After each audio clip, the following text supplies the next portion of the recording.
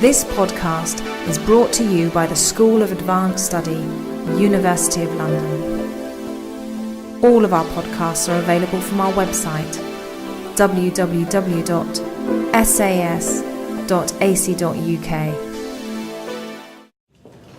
Okay, well, good afternoon everybody, and welcome to this session entitled What is a PhD? And I'm going to be talking about how you go about doing a PhD and trying to get everything into 25 minutes. There's a handout which you have available to you which will carry the bulk of my talk, but I'll try to focus on a few specifics that I think are going to be most helpful to you.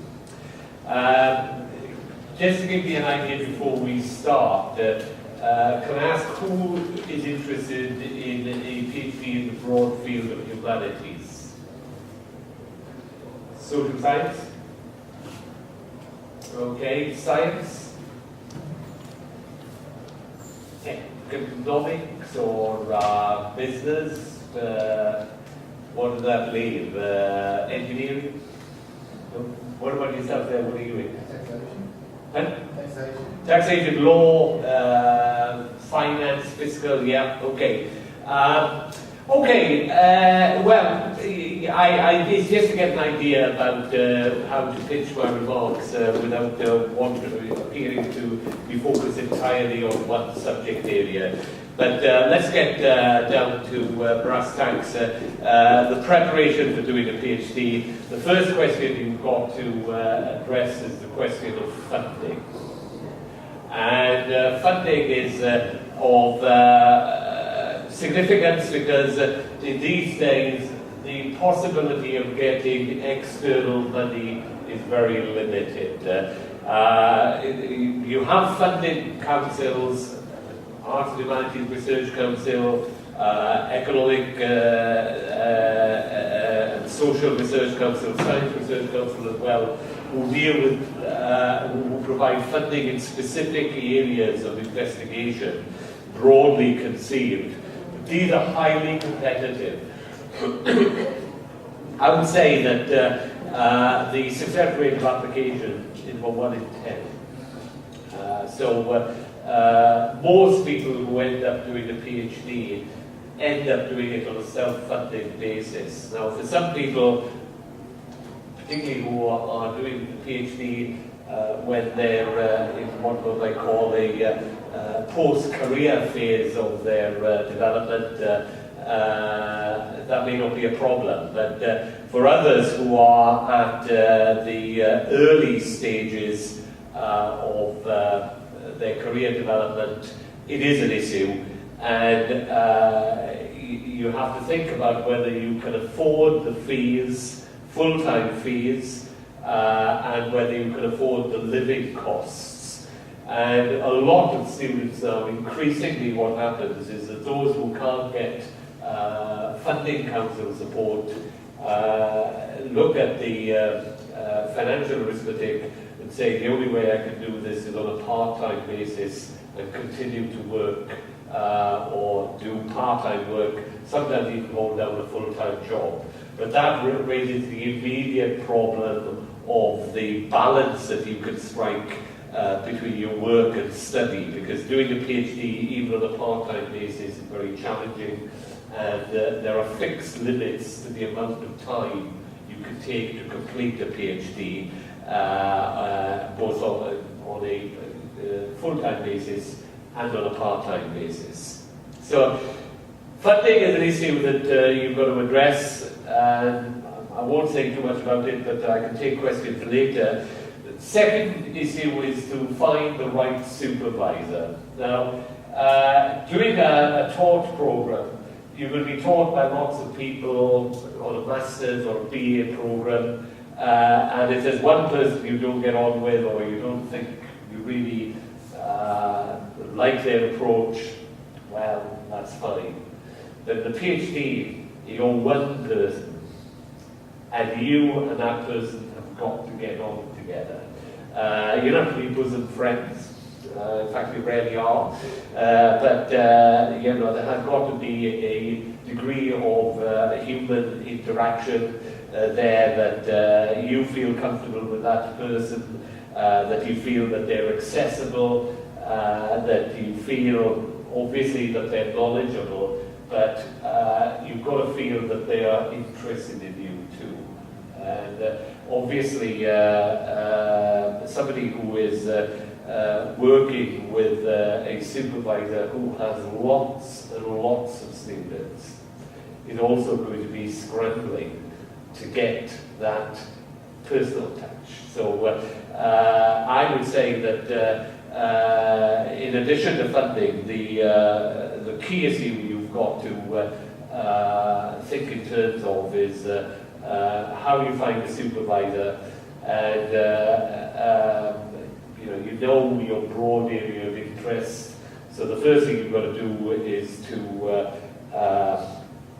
find out who's interested in that field and make contact with them as to whether they'd be interested in supervising you. And even before you make a formal application, my advice is to get in touch with them informally, say, this is broadly my idea, would you be interested in supervising it?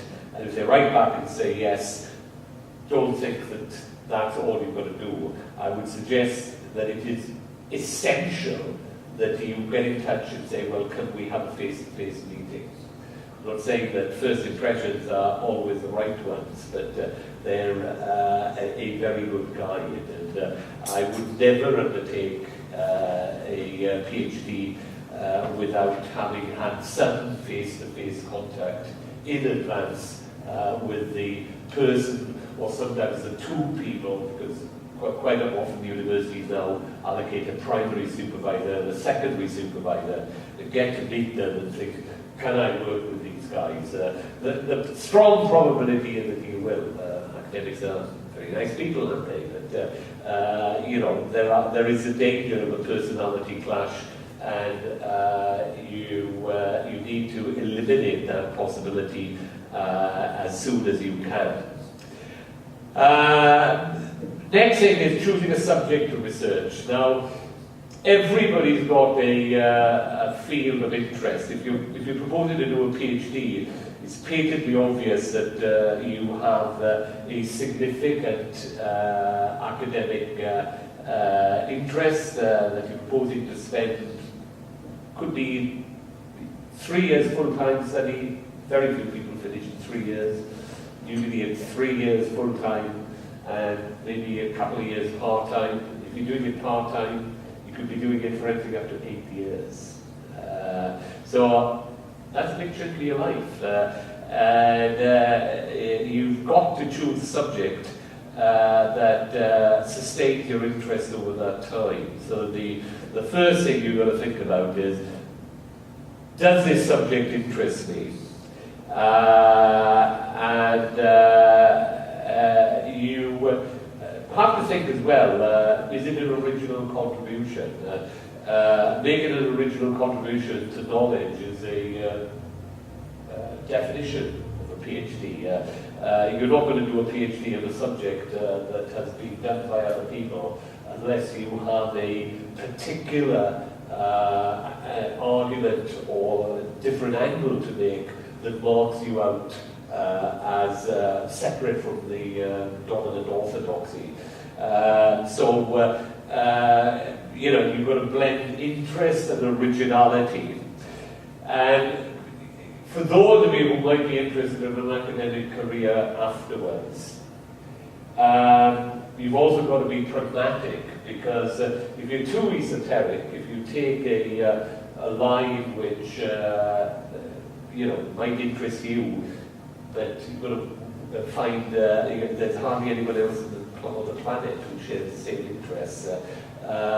You're going to find it very difficult after it's all over to market that into an academic job opportunity. So if you are thinking, well, this is what I want to do for my career development, whether that career development is in academia or whether that career development is something that it would be helped even though it's outside academia, by doing a PhD, then you've got to balance that pragmatism, choosing a subject that isn't too peripheral, that isn't too esoteric in terms of your own interests, and does have some mainstream applicability. So, you know, it's a question of balancing interest, originality, and pragmatism in the choice of the subject.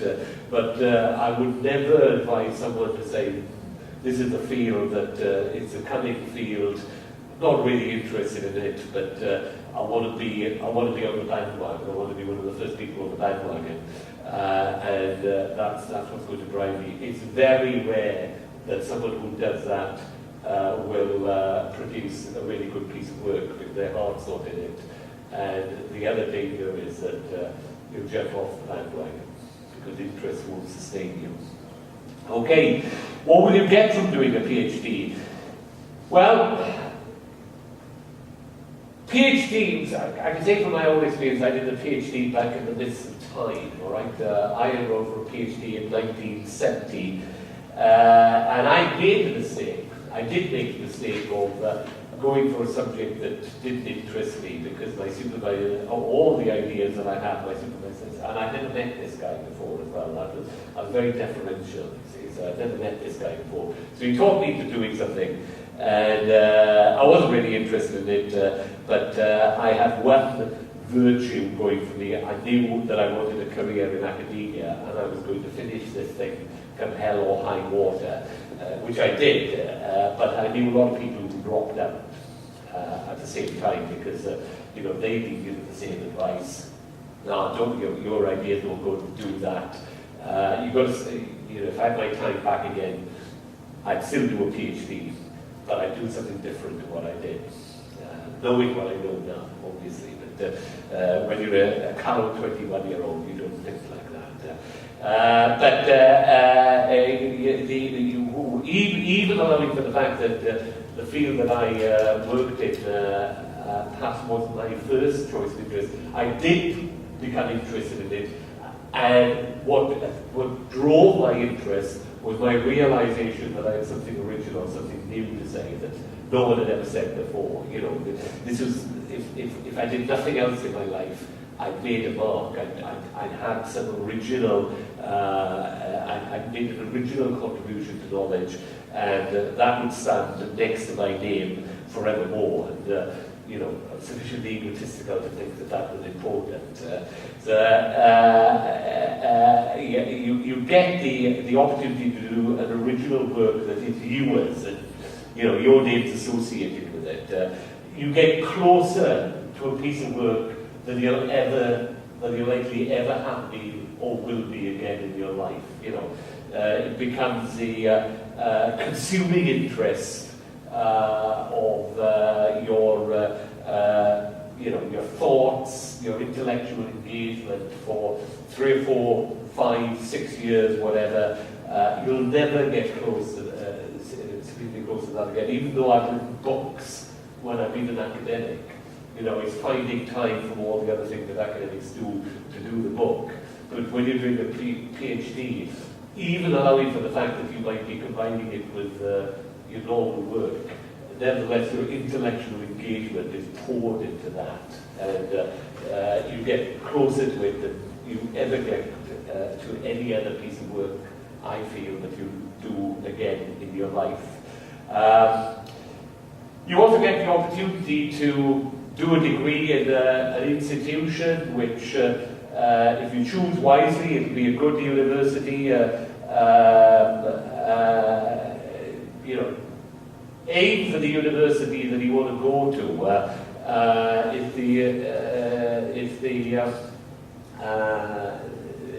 the experts at the LSE, aim for the LSE. If the experts at Southampton University, aim for Southampton. If it's in Westminster University, aim for Westminster. That you know, you're going to be into a new institution, and you'll become part of the life of that institution.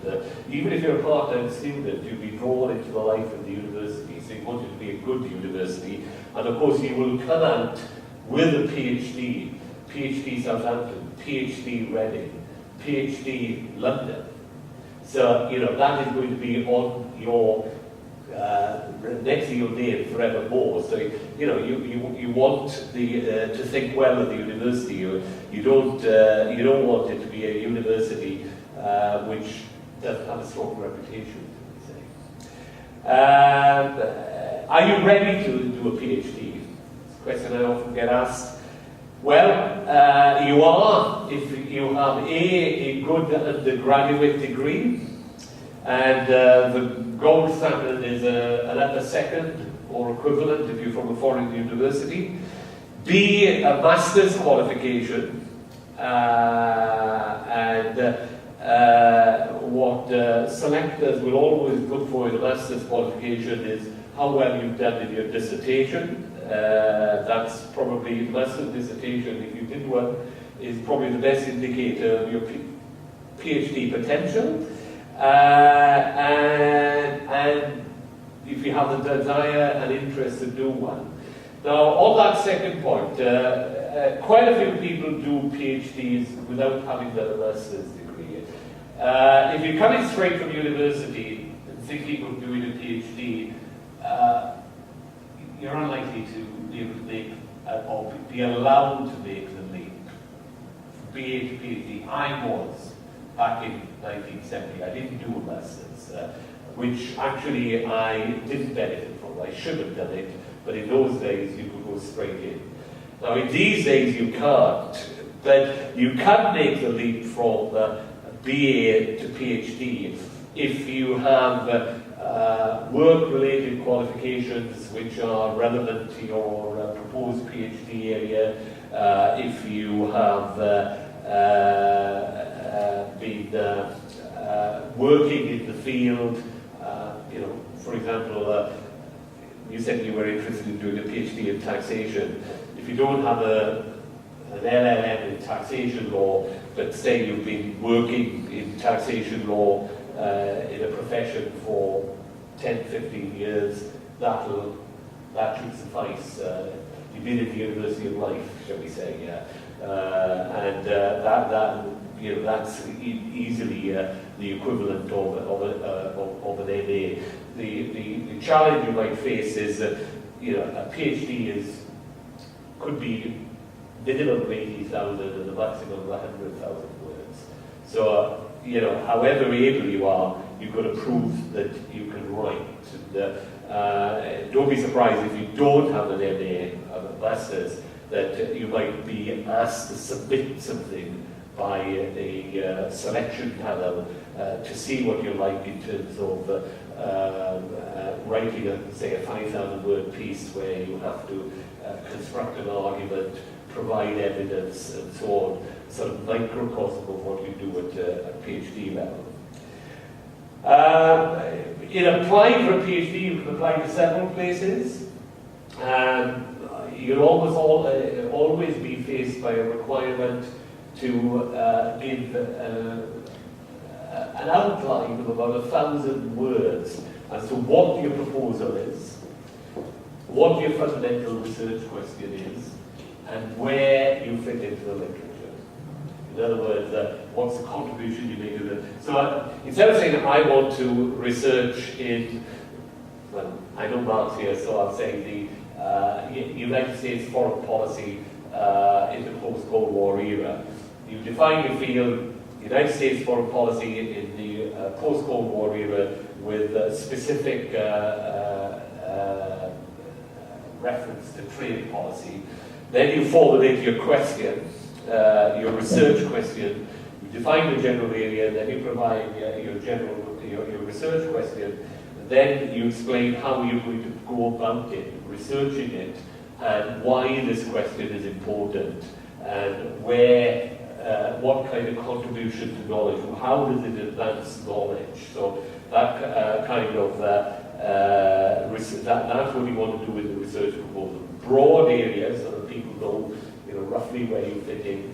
Research question, and then why it's important to study this, how you're going to go about studying it, and what's the original contribution to knowledge. What are you going to say that's different to what other people have said?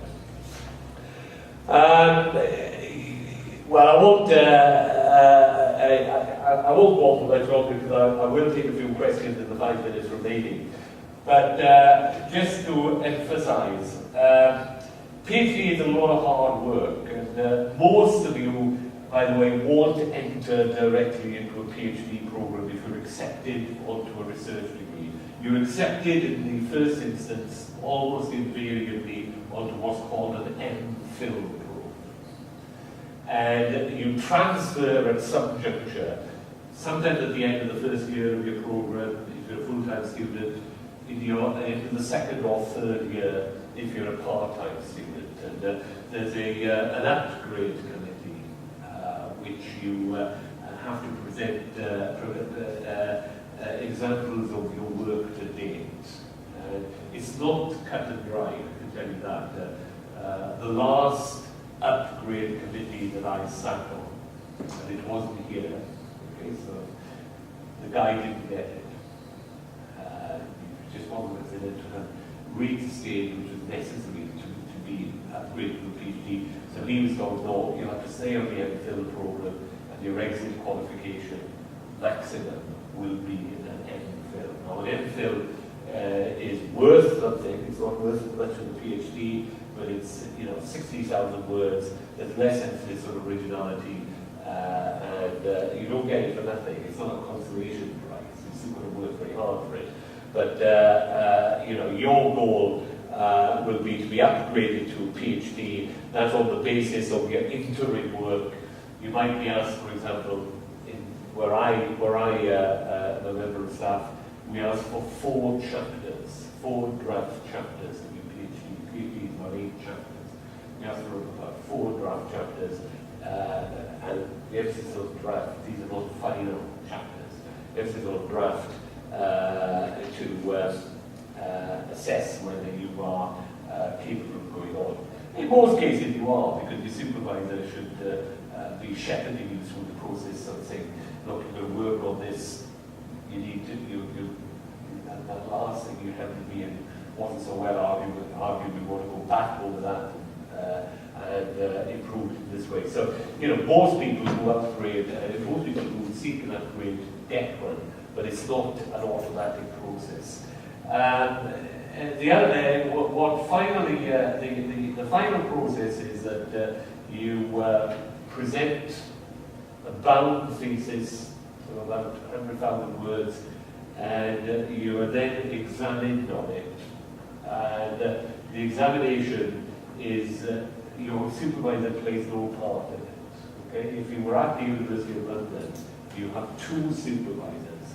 One from another college of the university who is not your supervisor's college, and an external from outside the University of London. And the requirement is that the external has got to be an expert in the field, and preferably the internal London supervisor also has to have strong familiarity. If you can't find 2 University of London, if you can't find a University of London internal examiner who's got sufficient expertise in the field, then you get 2 externals instead. Okay, but the idea is if you're at the University of London, and this is true of most university departments, they will try to get 1 internal and 1 external. If they can't find an internal with sufficient expertise, then they go outside. The Viva lasts for about an hour and a half. But it's all of your thesis.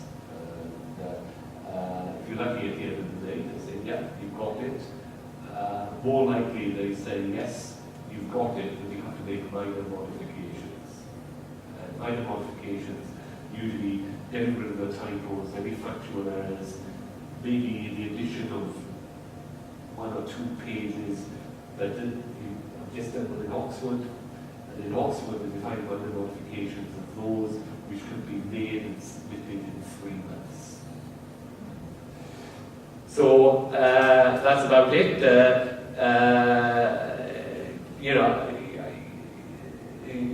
I think that doing a PhD, if you've got the commitment and you've got the interest, is a great thing to do.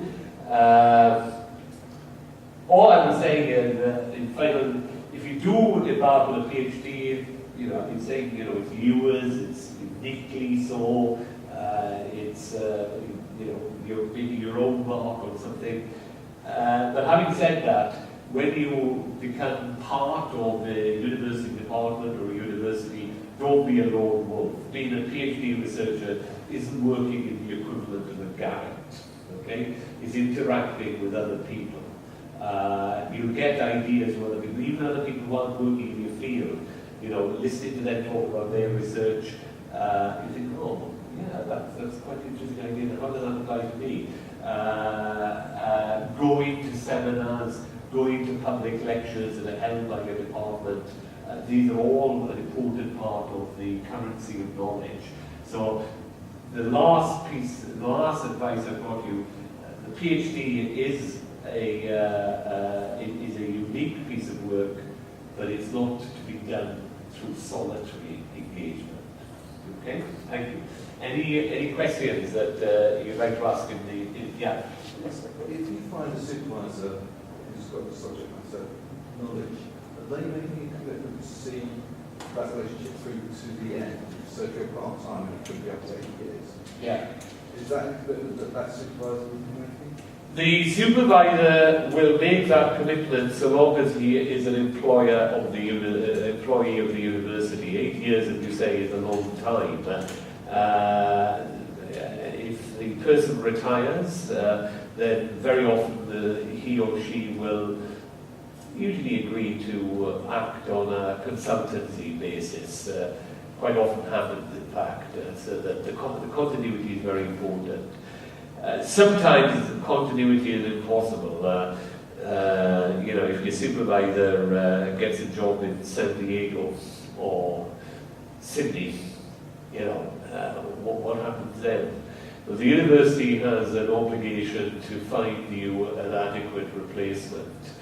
That adequate replacement need not actually be a member of the university. The university might hire somebody from another university to act as your supervisor, but it's got to be sufficiently close that you can have that interaction. You know, you can go there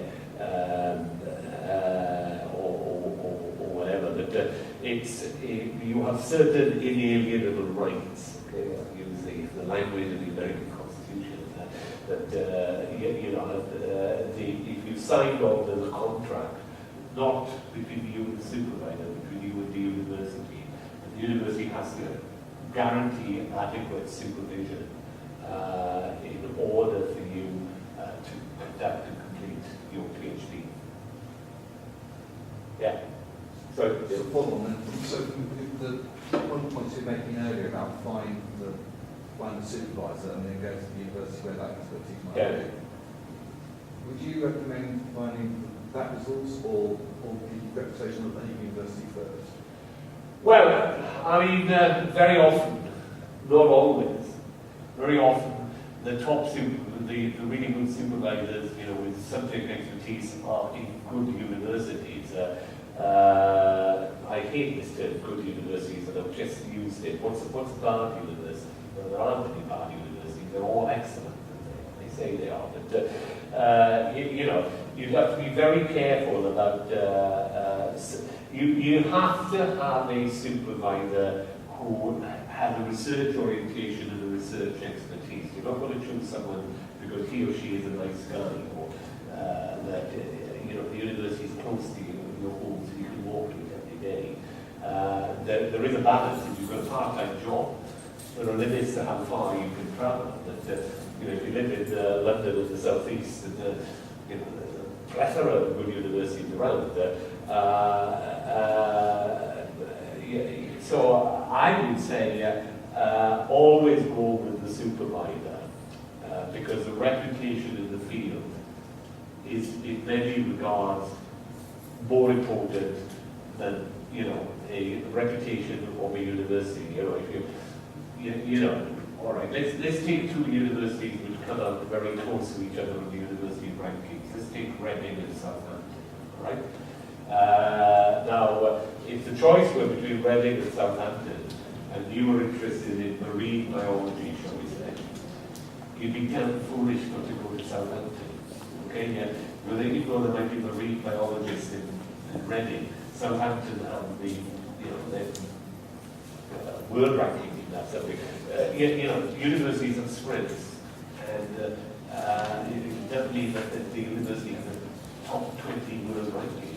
But I'll give you an example. If you want to do volcanology, study of volcanoes, one place I think you could really go to Kingston University.